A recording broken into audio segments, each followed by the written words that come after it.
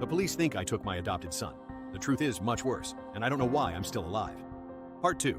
Today, I found what is living inside the walls of my house. Detective Inspector Evans thought I killed my son. I could see it in the way he looked at me across the interview table.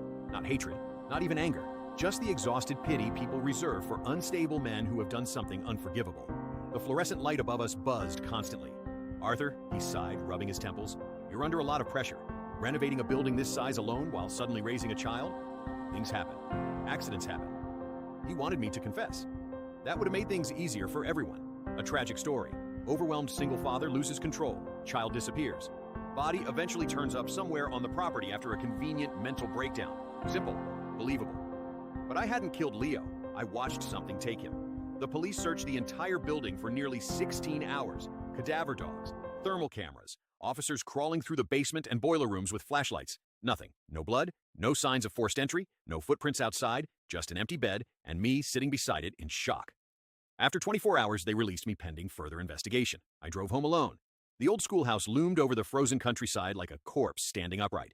Built in 1855, 3 stories tall with narrow Gothic windows and enormous hallways that echoed even the smallest sounds. When I first bought the property from the council, I thought it was beautiful. Now, it felt diseased. The wind moaned through cracks in the brickwork as I stepped inside. "Leo," I called weakly. Silence answered me. I climbed the stairs slowly toward the nursery. His room looked untouched. Toy trains neatly lined across the shelf, coloring books stacked beside the bed, one tiny sock still hanging halfway out of a laundry basket. The bed itself remained perfectly made, exactly as it had been after the thing took him. I stood there for a long time before finally walking back downstairs for my crowbar, because I knew the police missed something. They had searched for evidence of a man, not whatever lived in this house. The book had started all of this. 3 weeks ago, while renovating the nursery floorboards, I discovered a strange gray leather book hidden beneath the timber. No title, no author, just hundreds of pages filled with diagrams of twisted knots drawn in faded black ink. Leo became fascinated with it immediately. He'd sit quietly for hours, tracing the illustrations with his finger while whispering to himself.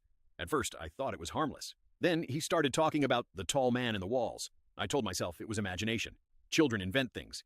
But every night after that, I heard movement behind the walls, slow scraping noises, like something dragging itself through impossibly narrow spaces. 3 nights ago, I woke up to Leo screaming. I ran into the nursery and found him standing upright on the mattress pointing toward the corner ceiling.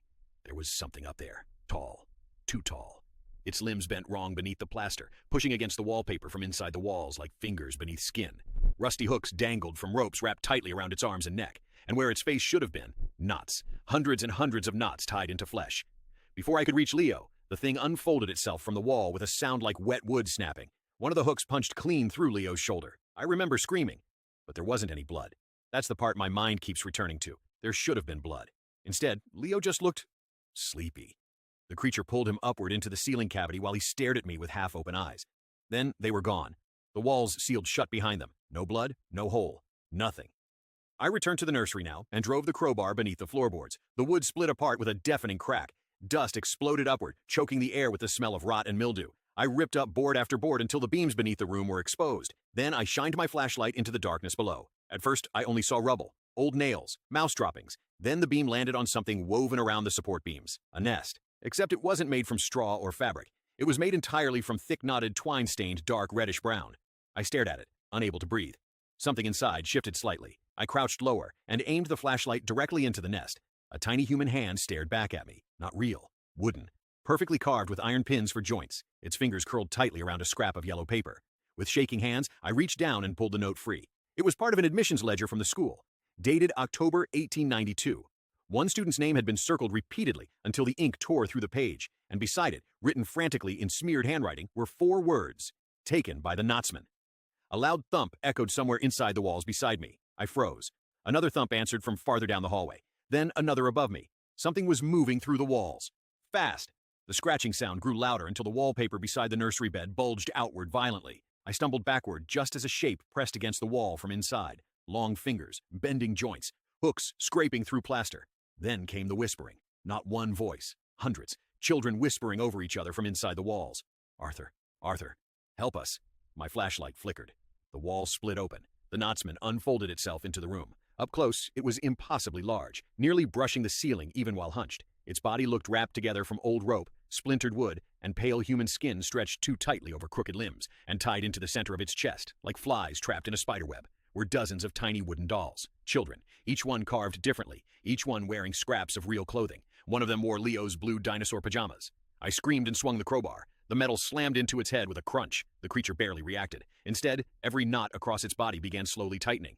The room filled with the sound of ropes straining under pressure. Then all the dolls started moving, tiny wooden arms twitching, tiny mouths opening. And in Leo's voice, one of them whispered, "Dad." I dropped the crowbar. That moment was all it needed. The hooks shot forward faster than snakes. One buried itself through my forearm, another punched through my stomach. The pain drove me to my knees instantly.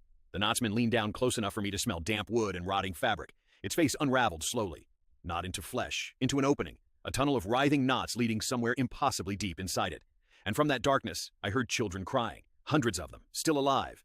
The last thing I saw before it dragged me screaming into the wall beside my son was the nursery wallpaper stitching itself closed behind us.